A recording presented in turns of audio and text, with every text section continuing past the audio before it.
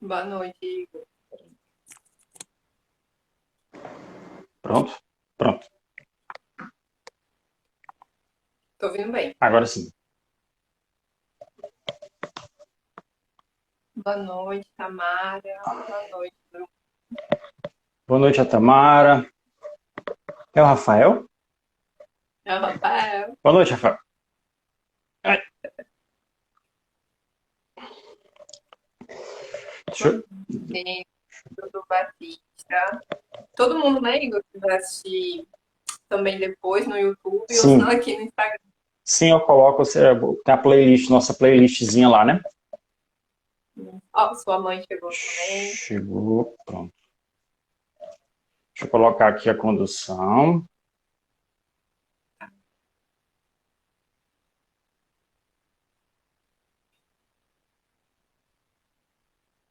Pronto.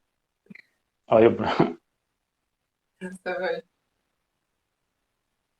certo. quem for chegar for participar do estudo, primeira coisa, pega já sua Bíblia, viu? É bom porque a gente acompanha, a gente vai acompanhando juntos aqui. Boa noite, mãe. Boa noite, Ana Verônica. Perfeito. Peguei o papel já, viu? Não tô aqui. Ó meu bloquinho. Botei o notebook aqui. Esse, Chique. não é que mano é chique, não tem isso. Como diz o Edgar, chique. Chique, né? Amanhã ele tá aqui, amanhã ele reza comigo o rosário. Gente, quem não viu ainda, façam, viu? Closar da quinta-feira, que é às 18 horas. Participação do Edgar. Pois vamos embora, né? Vamos começar? Certo. Boa noite. Aqui quem está falando com vocês é o Igor. Embaixo aqui a dona Ohana, Oranete Padilhas. E vamos iniciar hoje, né? Boa noite aqui para quem está entrando. Boa noite a Dulcineia. O Ítalo aqui, meu colega, meu amigo, entrou. Ceci Furtado, Dulcinea Limas, a Dona dos Anjos, a Jesus, né? Dona Jesus Veras. Então, hoje o tema do estudo bíblico está relacionado com a misericórdia do nosso Senhor.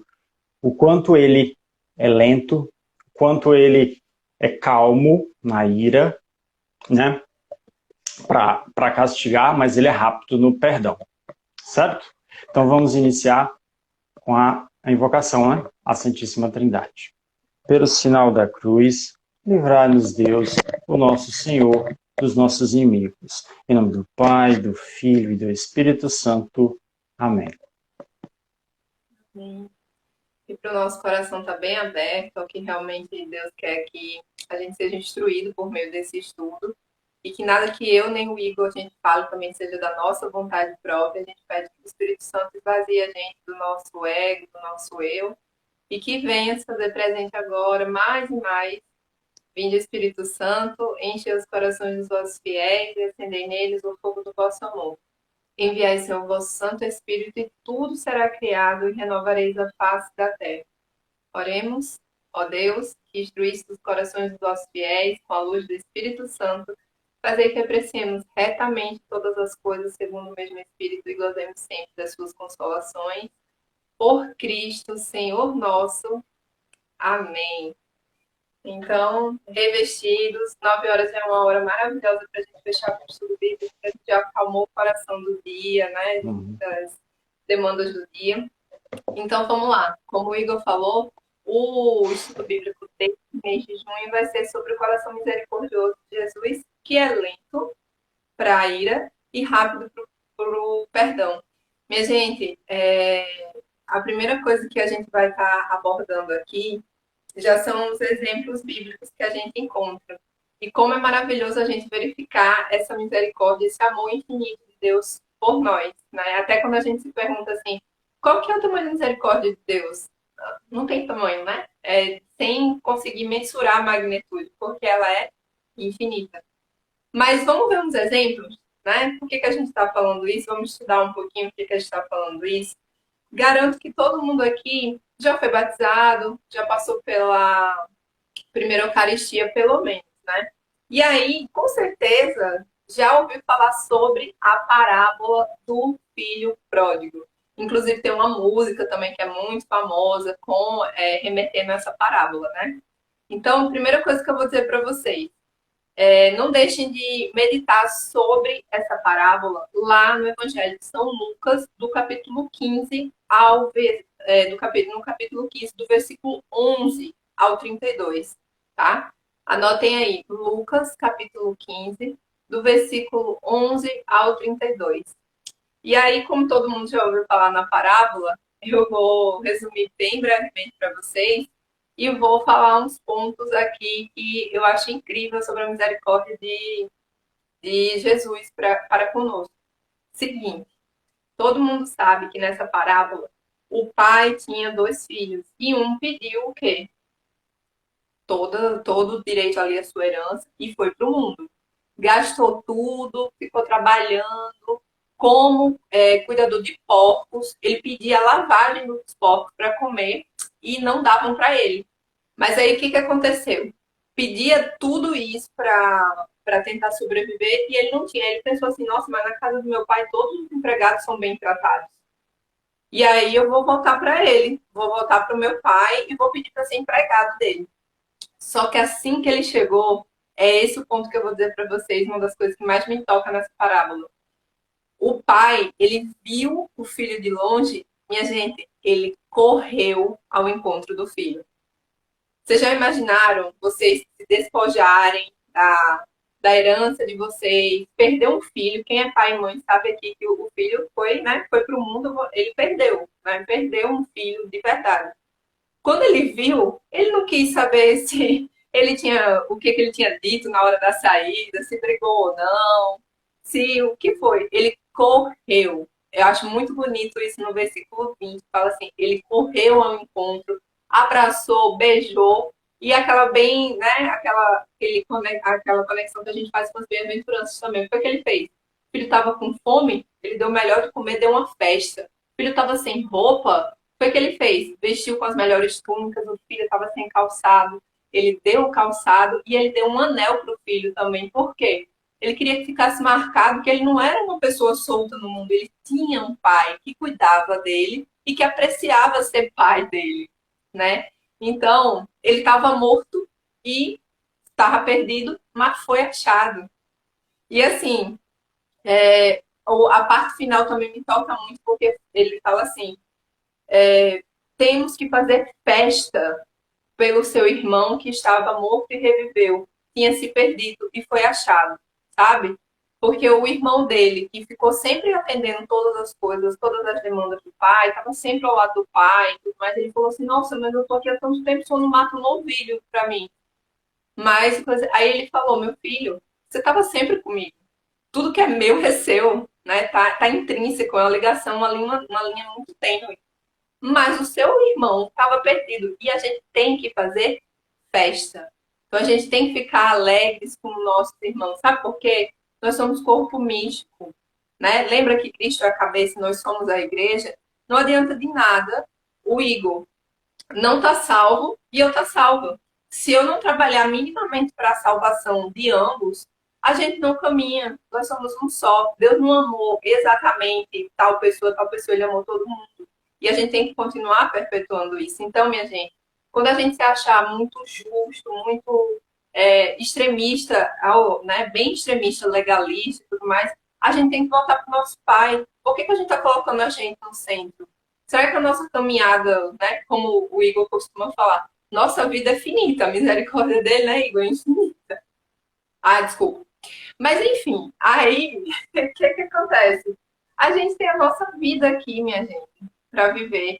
E a gente tem que se alegrar com quem estava perdido e quem voltou, né? É essa forma que o pai quer. Por mais justo que nós sejamos, não é não reconhecer o que a gente está fazendo de bom, tá? Não é isso que eu estou dizendo. Mas é cuidado quando a gente se achar justo demais, bom demais, a palavra eu demais, sabe, na história. Retorna para o seu pai do mesmo jeito que o pai espera que quem é pecador, que somos todos nós, retornemos para ele, né? Então tem um pouco disso. O Igor agora vai comentar alguma coisa que eu falei ou não, e depois ele já vai mostrar para vocês que essa história de misericórdia não começa só lá no Novo Testamento, lá em Lucas, com a parábola do filho pródigo que eu falei, não. Quando tu estava falando sobre... Estava escutando, tá?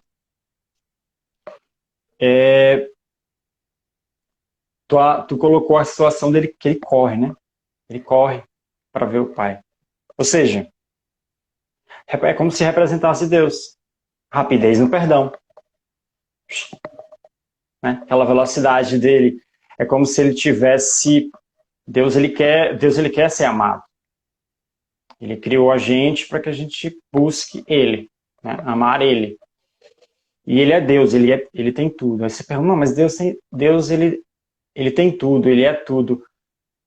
Tá, mas ele criou criaturas com livre-arbítrio.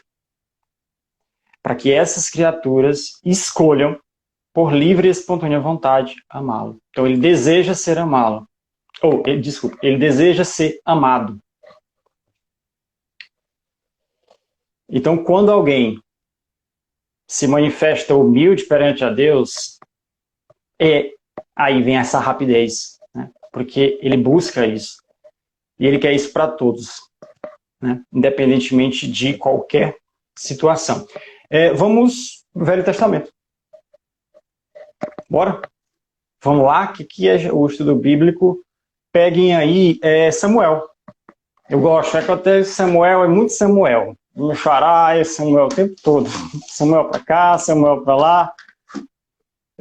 O Samuel 2 aqui, Davi. Samuel, segundo livro, versículo 16. Tem uma passagem bem importante aqui para a gente. Samuel 2, versículo 16, certo? Aqui as peripécias de Davi, né? Davi foi um problema para Deus, deu um trabalho danado. Eita, homem danado. Mas esse momento aqui, em Samuel 16, eles estavam tendo um problema com Absalão, né? Absalão ia tomar o reinado de Davi. E tem um aspecto aqui que é até interessante, que durante a leitura me lembrou muito a fuga do rei Dom João de Portugal, né? Aqui ele narra que Davi, não, tá vindo, Absalão tá vindo, a gente tem que ir embora, porque senão ele vai nos matar e tal. Então é como se Absalão fosse Napoleão. E aí Davi sai, ele foge, deixa o castelo com algumas concubinas, né? E lá no versículo, deixa eu pontuar certinho aqui, a história é bem longa. Então, isso aí começa a história no 16. Aí, a frase mesmo que encaixa no Jesus é no 24. Vamos lá. Começa no 16, essa empreitada. E aí, no 24, lá embaixo. Tá aqui, papá. Isso. Pronto. No 13.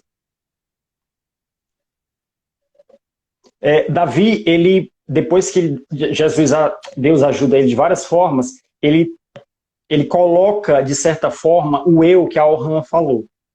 Né? Davi, durante toda a vida dele, ele recebe uma quantidade imensa de graças de Deus. O problema é que essa graça, em vários momentos, ele utiliza ela de forma errônea. Né? Você tem aquele problema lá da Betsabé, que ele vê ela tomando banho, né? Pega ela, depois mata o marido dela. Então Davi é cheio desses problemas. Ele recebe graça e cai, recebe graça e cai, recebe graça e cai. Certo? No final dá tudo certo. Graças a Deus, pela linhagem dele, vem o Messias. Mas se vocês lerem o Davi, vocês vão ver aquele homem que recebe graças abundantes e cai. Certo? Então ele é um cara que, nossa, é um exemplo, é um caso de uso de como a misericórdia de Deus funciona. Se vocês querem entender como é que a misericórdia de Deus funciona, leiam as histórias de Davi. Principalmente no livro de Samuel, porque é o momento que ele foi coroado. Então a gente consegue ver isso muito bem. E veja bem, é exatamente nesse aqui, no versículo 24, que a gente observa uma comparação, né, vendo aqui com o anjo do Senhor, que Aqui, ó. Da peste. E eu fiquei tão amedrontado com essa... É no 13. Gade, ó, Samuel 2, o capítulo 24, versículo 13. Gade veio ter com Davi e referiu essas palavras ajuntando. Olha só. Davi tinha pecado, Deus pediu para Davi não fazer o recenseamento, ou seja, contar todo mundo, contar toda a população de Israel. Lembrando o eu que a Ohana falou, né? A gente tem que se esvaziar e tomar cuidado com esse eu, né? Davi, ele tinha esse problema dos eu, então ele escolhe fazer um recenseamento, né? Lá no começo desse 24, fala, aqui ó, no 24, a cólera do Senhor se inflamou novamente contra Israel e excitou Davi contra ele, dizendo, vai recensear Israel e Judá, né? E aí ele pede para o pessoal lá fazer o recenseamento, eles contam, né? 800 mil guerreiros na parte de Israel e 500 mil na de Judá. Só que no versículo 10, ele fala, né? Davi fala, Davi sentiu remorsos e disse ao Senhor, cometi um grande pecado fazendo isso, mas agora apagai ao Senhor a culpa do vosso servo, porque procedi neciamente, né? E aí, o Gad era o profeta daquele momento, Gad, Gad, né, o vidente de Davi. Vai dizer a Davi, assim fala o Senhor, Deus dá 3 alternativas, escolha uma delas, aí lá vai. No 13, Gad veio ter com Davi e referiu essas palavras ajuntando, preferes que venha sobre a terra 7 anos de fome, ou que fuja durante 3 meses diante dos teus inimigos que te perseguirão, ou que a peste assole a tua terra durante 3 dias? Pois, e vê o que deve responder a quem me enviou. Aí Davi respondeu a Gad, no 14, né? Estou em grande angústia. É melhor cairmos na mão do Senhor, cuja misericórdia é grande, do que cair na mão dos homens. E Davi escolheu a peste. Me deu uma agonia no fundo do coração, quando eu vi que Davi escolheu a peste. E aí a gente teve um problema de peste, um dia desse. Então, mas foi só um lampejo. Mas veja bem, Deus, veja o que Davi escolhe, né? Eu prefiro me entregar a Deus. Eu prefiro entregar, porque o segundo era 3 meses dele fugindo dos inimigos, né? O outro era fome. E esse terceiro aí, a peste. Então ele preferiu a peste do que os inimigos, porque ele achou, na concepção de Davi, de que, como essa peste era uma coisa que vinha diretamente de Deus, e os inimigos ia ter uma intervenção, né, dos homens, ele disse, não, eu prefiro Deus me castigando do que me entregar aos homens. Olha só. Olha o ponto dessa reflexão, como é profunda. Deus é o criador de tudo. É melhor ser castigado por Ele do que por nós mesmos. Fala, pode falar. Diga. Então eu falei, Deus me livre. Ser castigado pelos homens. Nele eu confio. Não, nele eu confio. Então, dele. Davi é isso aqui, ó. Davi é isso aqui. Entendeu? A gente observa muito esse aspecto aqui também. Vamos para a próxima. O que inspirou o nosso título. Lento na ira e rápido. Vamos para Êxodo. Êxodo 34. Capítulo 34, Êxodo. Aí é o momento do Moisés, né? Com as tábuas lá da lei. E aí no 6º, ele exclama, né?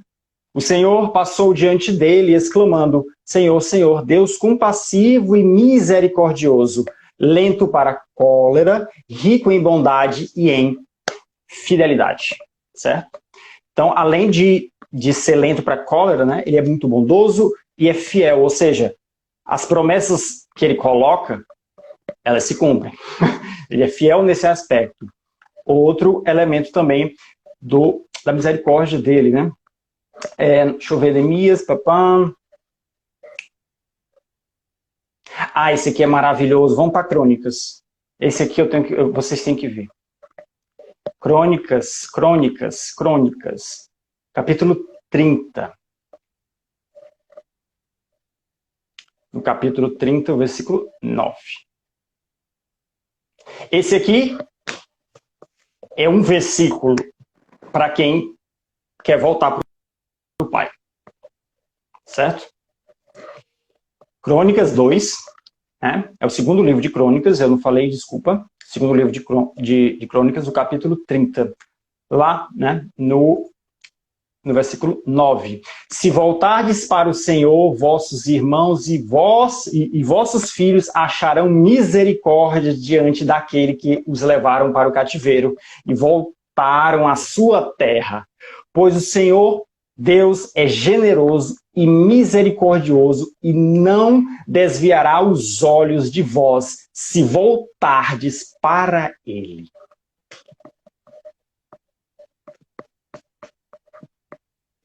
Se voltardes para ele.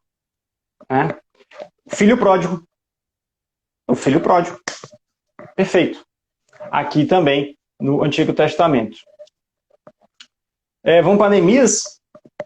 Bora para Neemias, profeta Neemias. Bora lá, Neemias 9. Neemias, capítulo 9. Certo? Lá no 31, no versículo 31.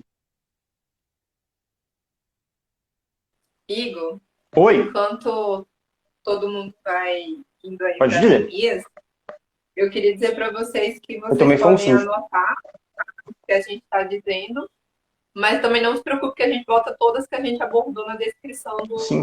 da live. Chegaram aí em Neemias 9. Neemias 9. Isso, capítulo 9. Certo.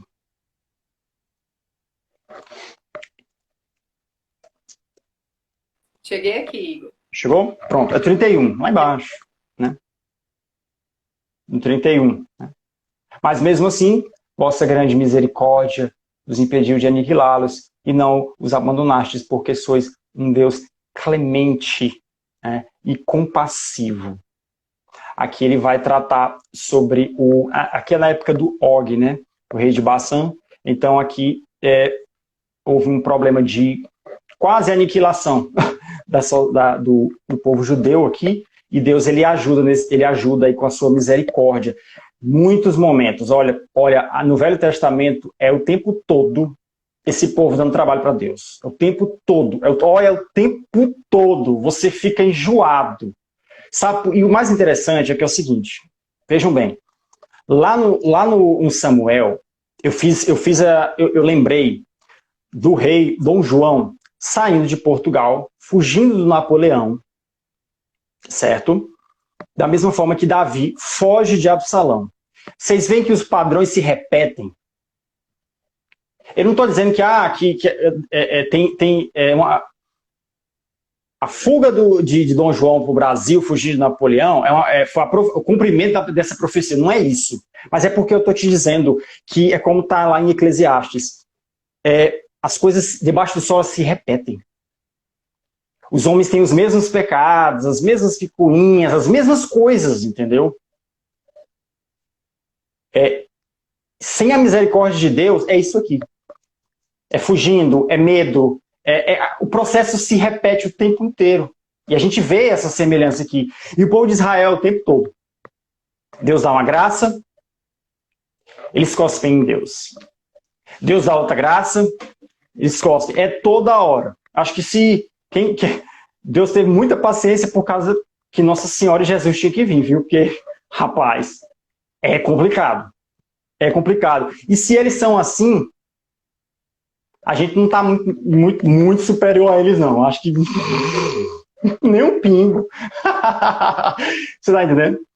Então, é isso aí. Certo? Acho que do Velho Testamento tá bacana. Vamos pro Novo? Vamos pro Novo? Porque até quando você falou agora, sabe o que foi que me suscitou? O Velho Testamento, o povo estava meio que testando, né? Para ver se era infinita mesmo misericórdia. A misericórdia. Não, vamos ver se... Aí vê mesmo. Aí Jesus vem, né? Jesus vem. Aí o que era esperado? Que a gente parasse de testar, né? Mas aí ele mostra, ele dá assim, o exemplo cabal, assim, sabe a É, vida? E não foi dar a vida de um jeito, né? Foi a vida passando agonia, suando sangue, foi a vida isso. sendo flagelado, coroado, carregando um peso e crucificado, né? A pior morte que existia na época. Aí, conta aí como é que ele ensina pra gente Aham. esse coração misericordioso aí no Velho Esse, Testamento, no Novo. isso que que a Jesus falou é pura verdade. Ó. Naquele tempo eram pessoas rudes. E hoje, com tanto conhecimento, a mão é mais pesada para a gente do que para esse pessoal do Velho Testamento, sabia? Porque eles não tinham Salvador. Eles não tinham Salvador. Entende? A Jesus aqui colocou um ponto crucial. Vamos lá para o Novo Testamento aqui, né? Efésios. Carta a Efésios, né?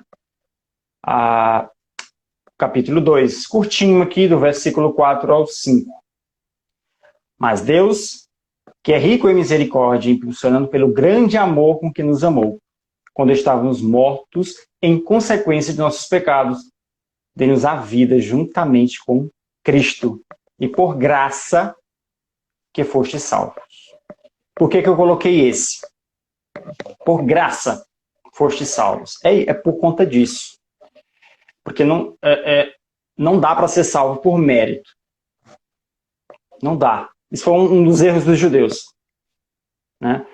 Eles acreditavam que a obediência e aquele rigor à lei salvaria.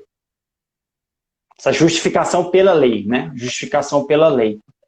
E a gente sabe que é muito mais a graça de Deus, né? E a sua misericórdia. Esse aqui é o Mateus. Esse aqui tem um ponto importante. Vamos lá para Mateus 18, certo? Mateus, diga. Você quer falar? Não? Mateus 18. Não, estou anotando aqui. Tá. Mateus 18, 21, 22. Então, Pedro se aproximou dele e disse: Senhor, quantas vezes devo perdoar o meu irmão, né, quando ele pecar contra mim? Até 7 vezes? Respondeu Jesus. Não te digo 7 vezes, mas até 70 vezes 7.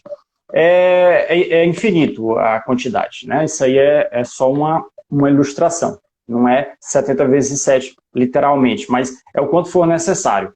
Porque tem um problema na gente, sabe qual é, Rana? Sabe qual é o problema? A gente está cheio de problema, né? Mas um problema que se encaixa nisso aqui. Sei não, diga aí. A gente quer a misericórdia, mas não quer ser misericórdia. Não quer dar misericórdia para os outros, não, mas quer que tenha Isso. Pai Nosso, né? Quando a gente fala Pai Nosso, perdoa os nossos pecados, assim como nós perdoamos aqueles que nos têm ofendido. Então, esse perdão o tempo todo, né, ele é exatamente isso. Não adianta você querer a graça da misericórdia, querer que seja compreendido, mas não busca compreender o outro. Claro que tem determinadas situações que é difícil compreender, né? Mas aí a gente entra em oração. O bom católico é aquele que procura a oração quando entra numa sinuca de bico e não sabe para onde vai. Entre a oração que ajuda, né, a discernir essas encruzilhadas. Né? Certo. Tito. Vamos para Tito? Tito 3, né, capítulo 3, versículo 5. Entra a questão das obras, né? E não por causa de obras de justiça que tivéssemos praticado, mas unicamente em virtude de sua misericórdia. Ele nos salvou mediante o batismo da regeneração e renovação pelo Espírito Santo. Ou seja, não é obra, não é um esforço. Isso é até uma heresia. É o pelagianismo. Eles acreditavam que não é necessária a graça para chegar ao reino dos céus. Basta se esforçar e buscar sozinho as virtudes que se atinge. Mesmo semelhante aqui. Você vê que as heresias elas parecem que se repetem, né? Eu estava conversando com a Ohana com o pessoal protestante que é contra as imagens, fala que imagem é idolatria e tudo mais. Mas esse problema com as imagens já começa no ano 600. São João Damasceno tem um livro dele de apologia. Então você vê que o negócio repete. Ohana, é um requentado, sabe? Ele pega aqui e requenta e bota para enganar os outros. Aí passa um tempo, aí requenta, é a mesma coisa, é muito parecido o padrão. E aqui em Mateus, né, o Sermão da Montanha, bem-aventurados os misericordiosos, porque alcançarão misericórdia. Está no Sermão da Montanha. Que é aquele sermão, e quem puder assistir aquela série chamada The Chosen, vai ver como é que Jesus e Mateus preparam o Sermão da Montanha, que é muito legal. E aí acaba a temporada. Na hora que Jesus vai começar o Sermão da Montanha, acaba a temporada. Mas deu uma raiva. Spoiler aí. Spoiler, desculpa. Agora, no Lucas, né, o versículo 6, essa série The Chosen, os escolhidos, eles tratam muito bem Jesus a história, né? A história ali a vida de Jesus e os discípulos. Não vi ainda nenhuma heresia. Sede misericordiosos, como também vosso Pai é misericordioso. Lucas 6, capítulo 6, versículo 36. Sede santos, como meu Pai que está no céu é santo. Então, todo cristão, principalmente católico, tem que buscar o quê, Ohana? A santidade. Ser como o Pai, ser santo. E a misericórdia está aí nesse processo. E eu separei 2 versículos aqui que tratam desse aspecto do coração de Jesus, fisicamente falando, sabe? Coisa física mesmo. Bora lá no João 13. João capítulo 13, o evangelho dele. Evangelho de João, capítulo 13, né? E o versículo 23. Esse momento aqui de João é o momento do lava-pés, certo? Já após, né, pós instituição da Eucaristia.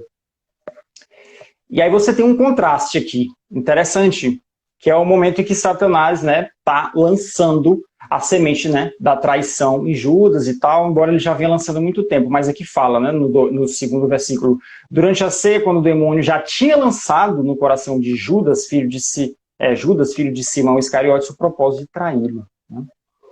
E aí chega Simão Pedro, né, mas Pedro, Jesus faz o lava-pés para mostrar que, né, a gente tem que ser humilde, a gente tem que servir os outros, né? O servo não é maior que o Senhor, e o Senhor não é maior do que aquele que os enviou, certo? Então há esse nivelamento certo para a gente. A gente tem hierarquia da igreja, mas determinadas assim, na economia da salvação das almas, um irmão que está numa hierarquia superior pode chegar a uma situação de lavar os pés, né, em humildade de alguém que está numa hierarquia mais baixa. Então, a salvação ela transcende até esse aspecto de hierarquia. E Jesus mostra isso de uma forma brilhante, né? Ele lava os pés de cada um deles. Certo? E aí, Jesus fala, olha, eu lavei vocês e tal, mas nem todos de vocês estão puros. Né? E aí eles querem saber e tal, né? Quem é que não está puro e tudo mais. E aí Pedro chega e fala, Simão Pedro fala, quem é? Diga pra gente quem é. E aí nesse momento aparece aquela frase que fala assim, papã, o que eu faço? Pronto. Não estejais puros, mas que dizer, o servo não é maior que o Senhor, né? Dito isto, ficou perturbado. Um de vós há de me trair. No versículo 21. Os discípulos oraram um para os outros sem saber o que falavam. Agora o 23. Um dos discípulos a quem Jesus amava estava à mesa reclinado ao peito de Jesus. Ao peito. região, né, ali próximo do coração. Simão Pedro acenou para dizer, né, quem é que o senhor está falando, né?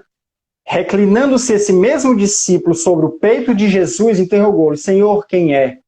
Jesus respondeu, é aquele a quem eu der o pão embebido.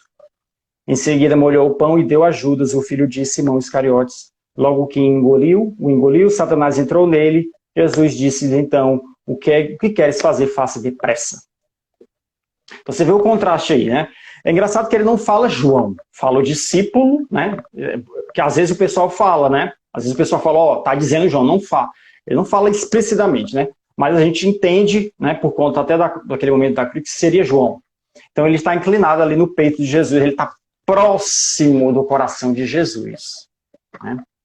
E aí Judas ali, naquele momento já com o coração distante, né, o coração já com aquele sentido da traição. E o outro, nós vamos para o mesmo João, né? 19:34. Esse aqui é maravilhoso, porque todos os dias, né, vocês, 19, né? São João 19:34. Esse eu tive que botar, porque faz parte aqui da parte diária aqui das virtuosas, do rosário, e é uma parte muito física, muito forte, né? Lá diante da cruz, o pessoal não sabe se Jesus morreu ou não, né? E aí, chegando, porém, Jesus, como se o vissem já morto, né? Não lhe quebraram as pernas. Mas um dos soldados abriu-lhe o lado com uma lança e imediatamente saiu sangue e água. Achou aí, Johanna? E o que foi testemunha desse fato, ser testemunha de fé, né? A fim de que criais no Evangelho. Ou seja, a perfuração, o sangue e a água de Jesus, né? É a misericórdia. A divina misericórdia de Jesus é que a gente encontra também nesse momento aqui do nosso Senhor. Agora eu vou aquietar um pouquinho a voz, que a Rona vai falar e aí depois eu encerro. Que eu cansei agora. Não, mas foi linda essa imersão que a gente fez do Velho até o Novo Testamento, percebendo o quanto que Deus recorrentemente oferece essa misericórdia pra gente, né? O quanto o coração dele é puro e repleto de amor, né? Para dar essa misericórdia, paciente também.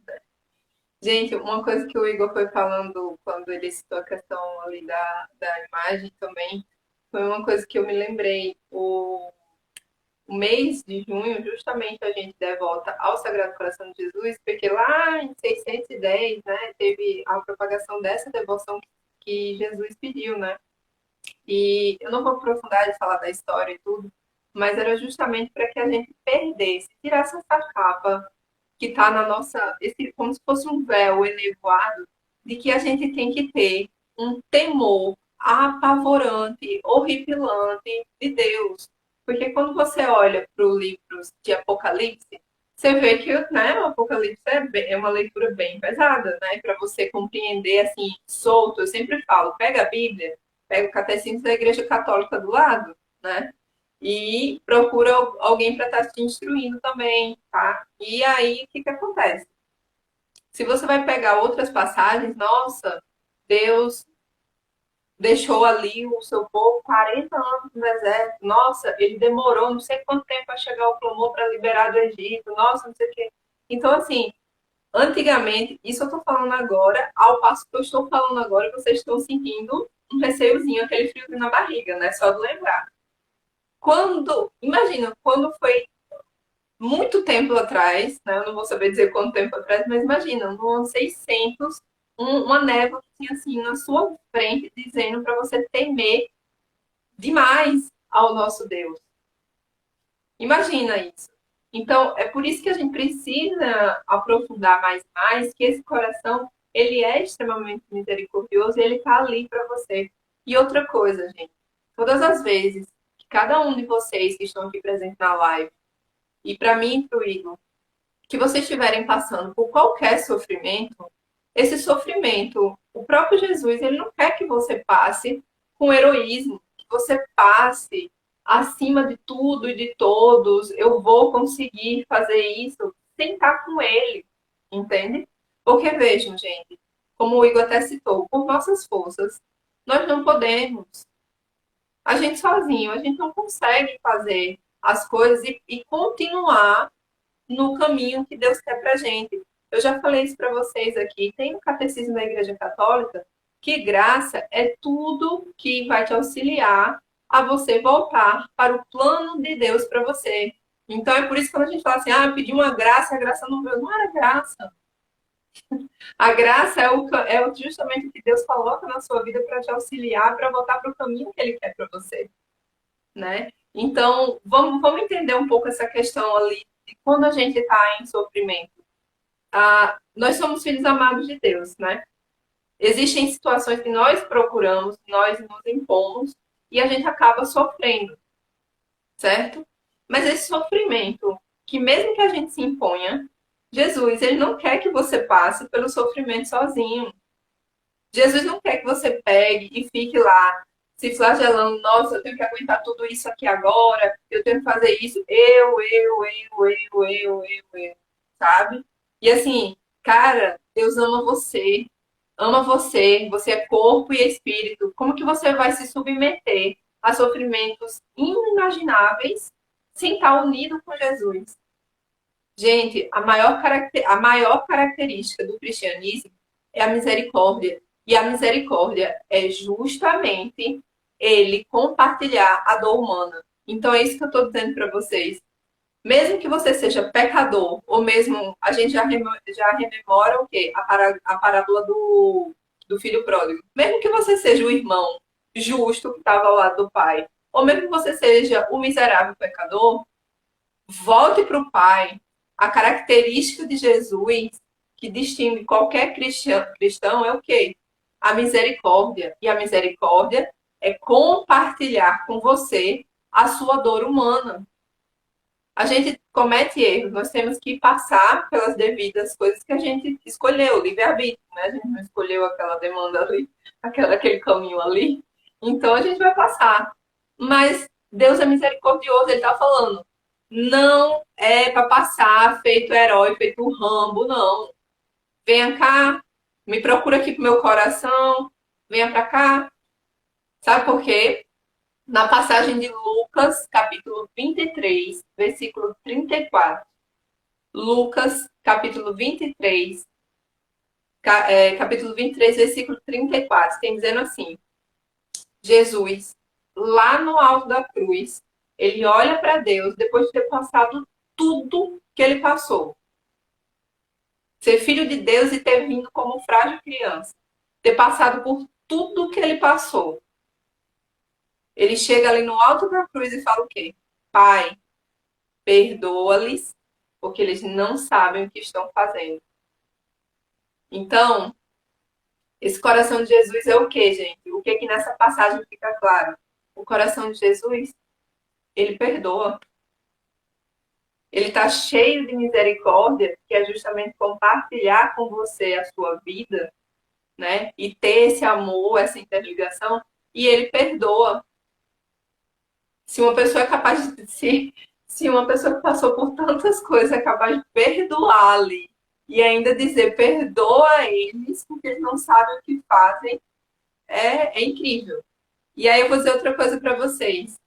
Lá em Marcos, capítulo 10, versículo 16, Marcos, capítulo 10, versículo 16, tem dizendo bem assim: Jesus abraçou todos os marginalizados da sua época, grandes e pequenos.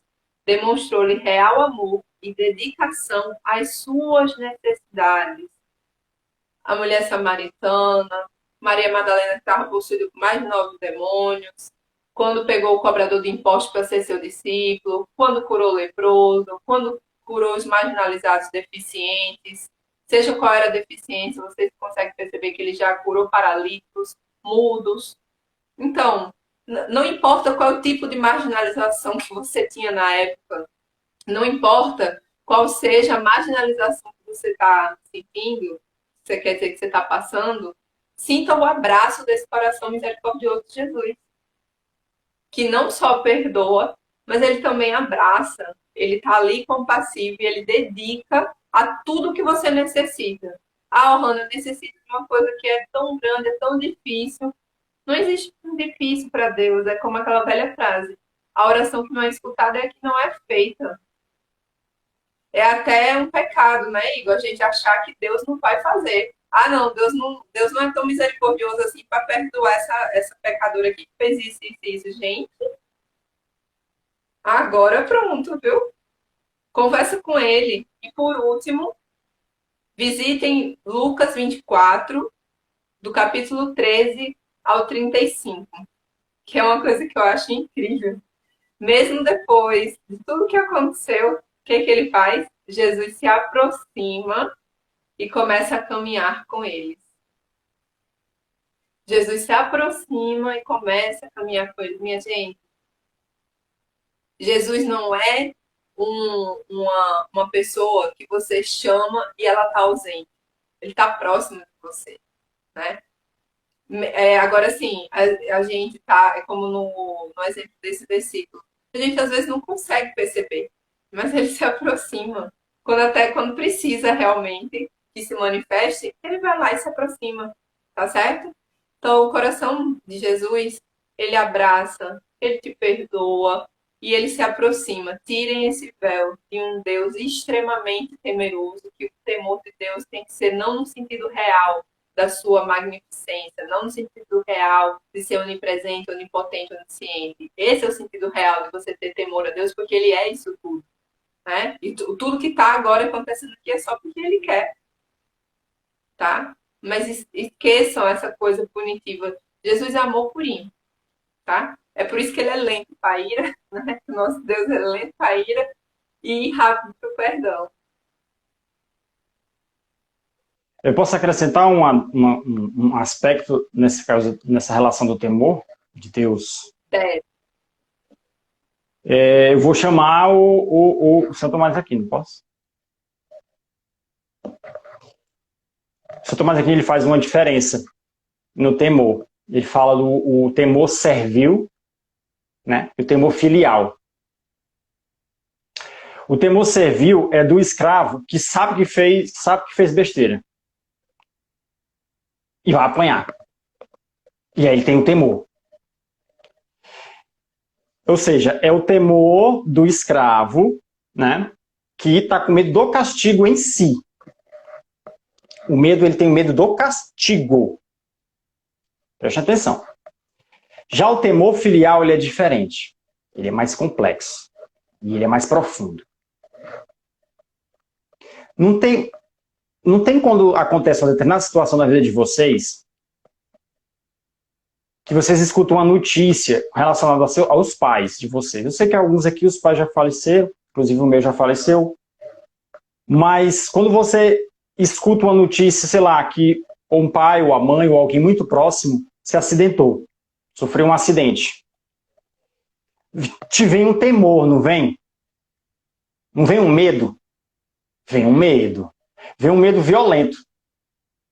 Pô, deixa eu falar para vocês, esse aí é o medo filial. Então esse temor de Deus, quando a gente começa, ele é meio que o temor servil. A gente tem medo do castigo.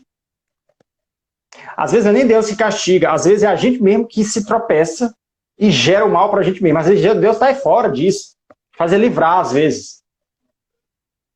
Mas o temor é aquele de medo de perder Deus. Esse é o pior temor que existe. E São Tomás de Aquino deixa isso muito claro.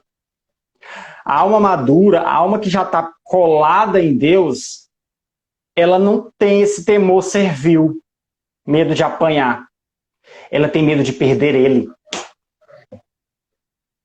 Como a gente tem medo de perder um pai, uma mãe, um acidente e tudo mais. Tem medo de se apartar, de estar longe dele. Certo? Era isso que eu queria pontuar aqui sobre o temor para dar uma claridade. Certo? Tá. A misericórdia de Deus, ela é infinita. Mas tem uma pergunta capciosa, né? Vamos ter que entrar nessa pergunta capciosa. Se a misericórdia de Deus é infinita, por que que Deus não perdoa os demônios?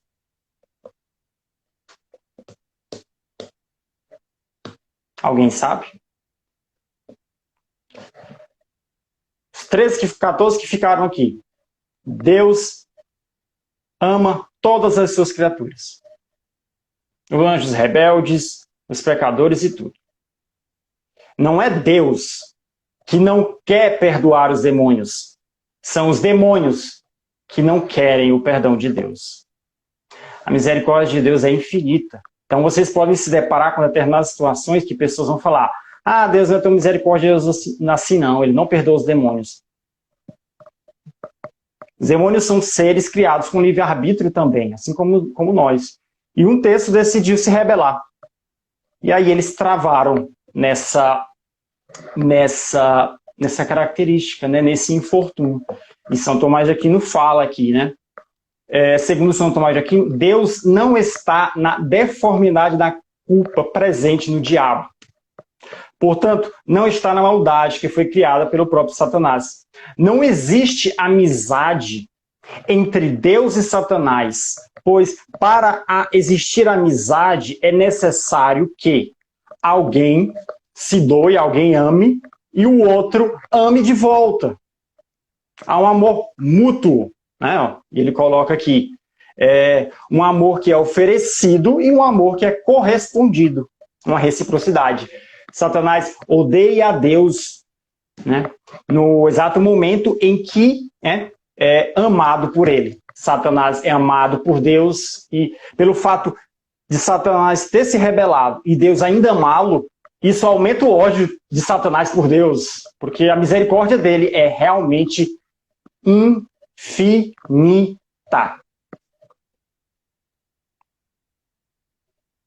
Certo? Então, o que acontece? E a gente traz para a gente também a mesma coisa, que a gente também tem alma, né? A gente é um híbrido entre bicho e anjo. Tem corpo e alma. Então, é a mesma coisa, né? O que se aplica a eles também se aplica a gente. Então, quando a gente não procura Deus, o que a gente tem que procurar é a amizade de Deus, estar próximo a Ele. Ele nos ama. Isso é uma constante. Isso é uma constante, não muda. Ele sempre nos amou e sempre vai nos amar. Agora, a gente amar de volta, eis o problema, né? E sozinho não dá. Não dá para amar ele sozinho, só com as nossas forças. A graça ajuda, né? E aí a gente se esforça e vai sempre procurando ele.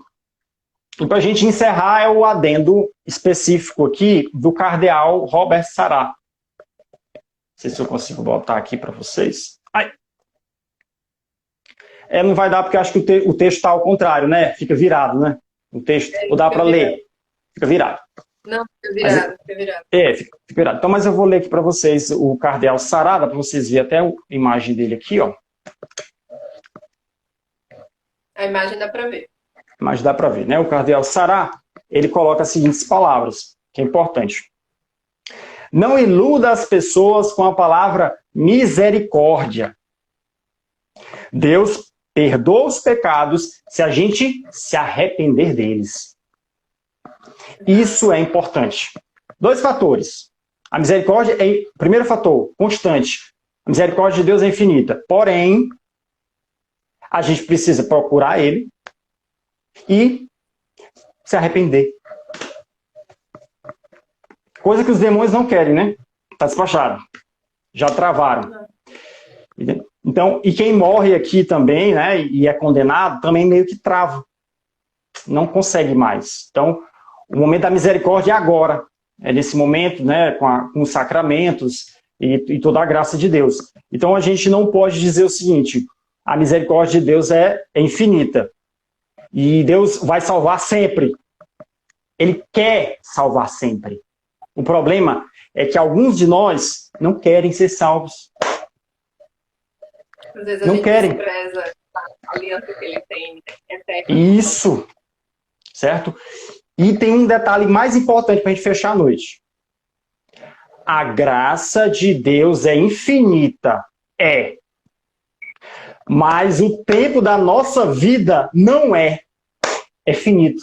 A gente vai morrer. E depois da morte, não se peca e nem se pode mais ter graça, ou nem se pode ter mais glória, nem se aumenta a glória. Ou seja, você não consegue mais fazer sacrifícios, né? Não consegue mais crescer na graça e também não peca mais. Então, é por isso, né, Igor, que a gente reza pelas almas do purgatório, que elas não podem pedir por elas mesmas. Né? A dona Cência colocou aqui uma coisa importantíssima. Reconhecer que somos pecadores é o primeiro passo. Eu diria, dona Cêcia, que ainda tem o passo 0. Antes de reconhecer que é pecador. O 0. Tem o 0 e o seu é o 1. Buscai o reino de Deus e todas as outras coisas lhe serão acrescentadas.